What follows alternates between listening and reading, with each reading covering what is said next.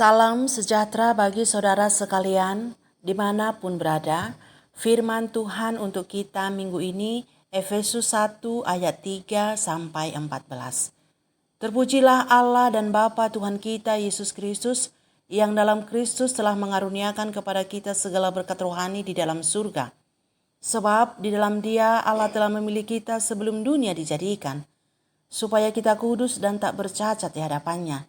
Dalam kasih Ia telah menentukan kita dari semula oleh Yesus Kristus untuk menjadi anak-anaknya, sesuai dengan kerelaan kehendak-Nya, supaya terpujilah kasih karunia-Nya yang mulia, yang dikaruniakannya kepada kita di dalam Dia, yang dikasihinya.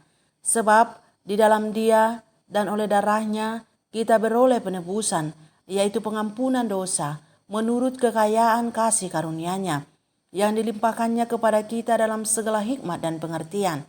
Sebab Ia telah menyatakan rahasia kehendak-Nya kepada kita, sesuai dengan rencana kerelaannya, yaitu rencana kerelaan yang dari semula telah ditetapkannya di dalam Kristus, sebagai persiapan kegenapan waktu untuk mempersatukan di dalam Kristus sebagai kepala segala sesuatu, baik yang di surga maupun yang di bumi. Aku katakan di dalam Kristus, karena di dalam Dialah kami mendapat bagian yang dijanjikan. Kami yang dari semula ditentukan untuk menerima bagian itu sesuai dengan maksud Allah, yang di dalam segala sesuatu bekerja menurut keputusan kehendak-Nya, supaya kami yang sebelumnya telah menaruh harapan pada Kristus boleh menjadi puji-pujian bagi kemuliaan-Nya. Di dalam Dia kamu juga, karena kamu telah mendengar firman kebenaran, yaitu Injil keselamatanmu, di dalam Dia kamu juga ketika kamu percaya dimeteraikan dengan Roh Kudus yang dijanjikannya itu. Dan Roh Kudus itu adalah jaminan bagian kita sampai kita memperoleh keseluruhan, yaitu penebusan yang menjadikan kita milik Allah untuk memuji kemuliaan-Nya. Sampai di sini firman Tuhan. Saudara-saudara yang terkasih di dalam Yesus Kristus, tema khotbah untuk kita minggu ini 3 Januari 2021, kekayaan kasih karunia Allah. Kasih karunia ataupun anugerah dipakai sebagai terjemahan bahasa Ibrani chen. Kata ini merupakan perbuatan baik atau pemberian seorang atasan kepada bawahannya, bukan karena prestasi, tapi karena kemurahan hati. Jika ada seseorang yang diberi hadiah karena seseorang itu berprestasi, itu adalah hal yang pantas atau layak ia terima, dan itu bukanlah anugerah namanya.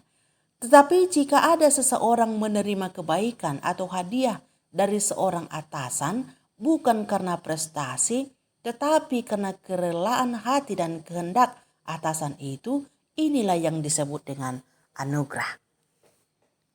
Sedangkan dalam Perjanjian Baru, bahasa Yunani disebut dengan hari sesai, yang dikaitkan dengan pengampunan. Pengampunan yang diberikan Allah kepada anak-anaknya adalah kasih karunia. Manusia diampuni bukan karena perbuatan baiknya atau keberadaannya yang layak di hadapan Tuhan, tetapi itu terjadi karena kasih karunia-Nya atau karena kemurahan hati-Nya kepada manusia di dalam Yesus Kristus. Dan inilah yang dimaksudkan Paulus dengan kekayaan kasih karunia Allah. Kekayaan kasih karunia Allah ini dilimpahkannya dengan kehendak dan kerelaan hati-Nya di dalam Kristus Yesus. Dan pengampunan yang diberikan Allah kepada kita dalam Yesus Kristus menjadikan kita anak-anak Allah, kudus dan tidak bercacat di hadapannya, yang sudah ditentukannya sejak dunia dijadikan. Saudara yang terkasih di dalam Kristus Yesus, yang perlu kita kerjakan menanggapi kasih karunia Allah adalah dengan segala kekayaannya adalah pertama-tama bersorak-sorai dengan penuh sukacita, bersukaria mengabarkan kasih karunia atau keselamatan yang sudah kita terima. Seperti yang dituliskan Yeremia dalam epistel ataupun ogen kita minggu ini.